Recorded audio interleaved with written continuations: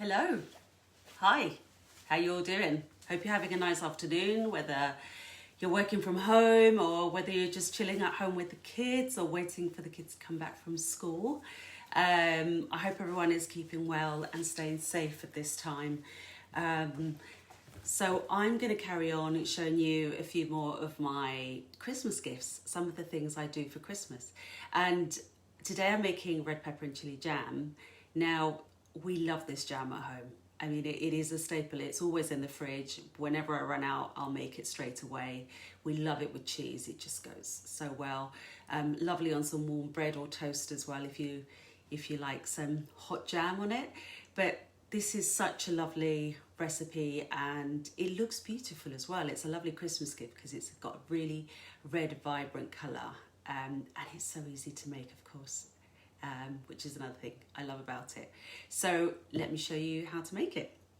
Now, this recipe is a non-cookie dough, so it's a recipe I discovered online years and years ago. So I'm going to just do it manually, and I will pop the recipe down after the video in the comments, okay? So here we go. So the first ingredient we need for our red pepper and chili jam is, of course, peppers, 400 grams of red pepper.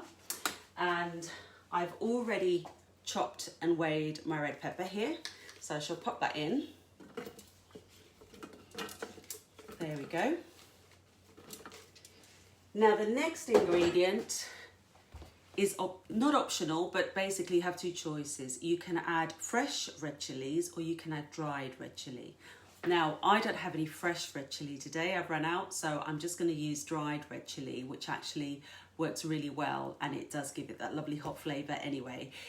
If I have the choice, I would choose fresh chilli if I could. So probably when I make it next time, I'll make sure I put it on the shopping list. I should probably grow some, actually. I know lots of people grow chilli, and it works really well. So anyway, if we're using fresh chilli, we have to add it at this stage to chop it with the fresh peppers.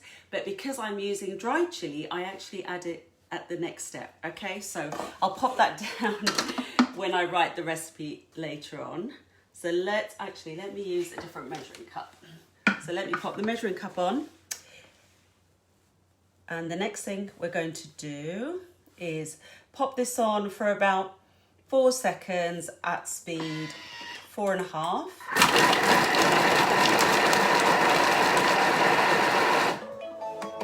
Now we don't want to really mush the red pepper because we want it to have chunks in there, and also we want it to have that lovely pepper flavour. This is perfect. Have a look at that. So we've chopped it all down, but we still have lovely chunks in there. Can you see? Wonderful. So that's perfect. Okay, and now, this is why it's so easy. Now we just literally add the rest of the ingredients and pop it on to cook. So just making sure it's all down at the very bottom. So the next ingredient is now the chili. So I'm gonna add 3 teaspoons of this. I don't know if you can see there, it's like very hot chili. 1, 2, and 3. Now, of course, as with every recipe, you could adjust this to taste. It's hot, but not overly hot. So if you want it really, really hot, you could add another teaspoon or even 2. And if you didn't want it hot, you could just reduce it to 1. So, you know, don't be afraid to play around with these recipes, because I think you've got to do them to taste a little bit. And with the chili, you can play around. The next thing we're going to add, let me pop the scales on so we can weigh it in, is 200 grams of sugar. So that's going in now. Remember, we're making a very concentrated chutney. There we go. So that's our sugar. The next ingredient is vinegar. So I tear the scales back to 0. I'm using cider vinegar today, but white wine vinegar, even red white vinegar, would go really well with this recipe.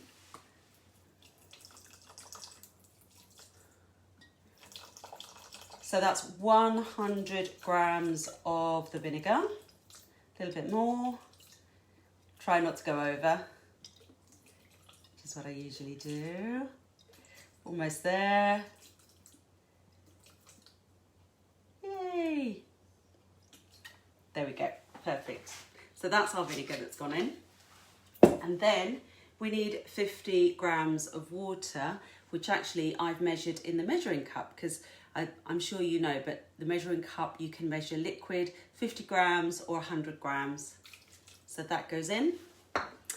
And this is it now. So we're going to pop the lid on and measuring cup off. And we're going to use our splash guard. And if you don't have a splash guard, that's fine. Just use the simmering basket. The simmering basket goes on top, and it's just literally so we get air in and it thickens really well, but it doesn't splash all over the place. So it's either your splash guard or your simmering basket that go on top. And now we're going to pop it on 35 minutes.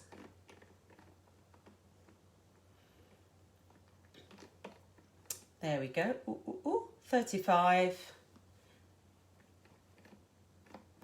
Varoma, or is it 100? Let me double check my recipe actually. I don't want to get this, I want to get this right for you. I think it's 100. Oh no, it is Varoma, yep. It's Varoma. And the one thing you need to remember is to press your reverse blade. Press the reverse blade because we don't want the peppers to be chopped anymore. We want them nice and whole. And then all you have to do is pop it on to smooth stirring, 35 minutes, and that is it. That is how easy it is. Hi Erica, hi. Hi Daniela. Hi Karen, how are you? Erica's saying that this is one of her favourite recipes as well. Love red pepper and chili jam. I'm going to put my Thermomix over here because I want to show you that I've actually already made a batch before. So you can see, I'm hoping you can see how beautiful and vibrant the red pepper chili comes out. Isn't that beautiful? So I'm going to pop them in jars. Now what I've done, I'll show you without them. I've actually sterilised the jars inside my Varoma. So these are my jars that I've already sterilised. They're still warm. So I'm going to pop them on my chopping board. Now if you want to sterilise your jars in the Varoma, just pop them on for 40 minutes, Varoma temperature, a litre of water in your Varoma. These are all the lids. Wonderful. And it's so easy to do your jars in the Varoma. It's just so simple.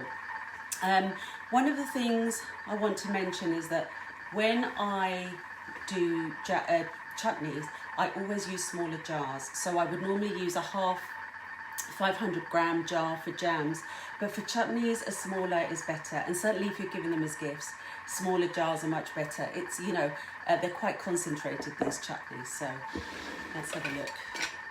So I'm going to pop it in. I'm just hoping you can see from where you are.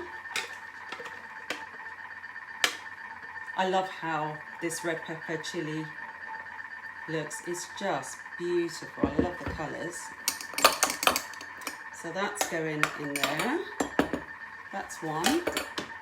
And this is the same recipe with 400 grams of red peppers. So it'll give you an idea of how much it yields, this recipe. There we go. So that's another jar there. And I reckon we could finish off the rest in this one. So basically it's making two 250ml jars. So two of the small jars.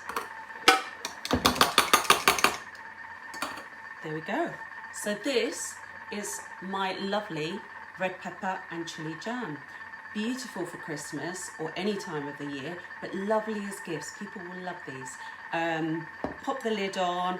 Just remember, always sterilise the jars, and if possible, put a label on the back, not in the front with the name, but the back with the ingredients, just in case you have people with allergies. It's always better to cover your back and write all the ingredients, even though it doesn't have nuts, but some people are allergic to pepper, so you just never ever know. But other than that, that's it. That's my red pepper and chili jam. I hope you love it, and I hope the people you give it to for Christmas love it as well. Now, if you have any questions, pop them in the comments and I'll reply. I will write the recipe down for you. And yeah, I hope you enjoyed the video. Take care, everyone. Have a lovely afternoon. Bye.